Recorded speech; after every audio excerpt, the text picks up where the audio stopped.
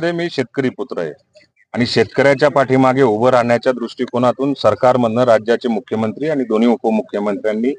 मला संपूर्ण महाराष्ट्रामध्ये हे आढावा घेण्यासाठी प्रामुख्याने मराठवाडा असेल, विदर्भ असेल या ठिकाणचे आढावे घेण्यासाठी मला पाठवलेलं आहे। आज प्रत्यक्ष नांदेड जिल्ह्यामध्ये आल्यानंतर शेतामध्ये गेल्यानंतर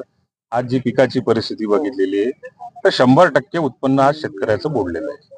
त्या दृष्टिकोनातून मदत पुनर्वसन विभागाकडनं आपल्याला काय मदत करता येऊ शकते, त्याच्यासाठी लागणारे पंचनामे किती असतील,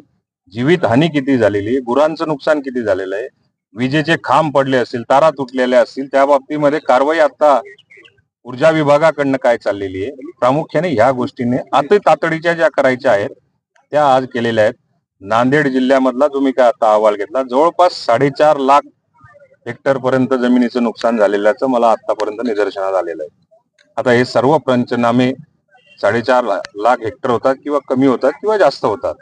हे अंतिम पंचनामे त्यांचे एकदा माझ्याकडे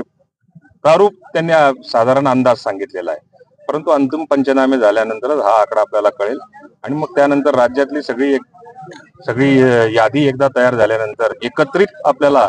आपल्या विभागाकडनं मदत पुनर्वसन विभागाकडनं किती तरतूद करावी लागेल, पुढची कारवाई लागेल। Sir, SDRF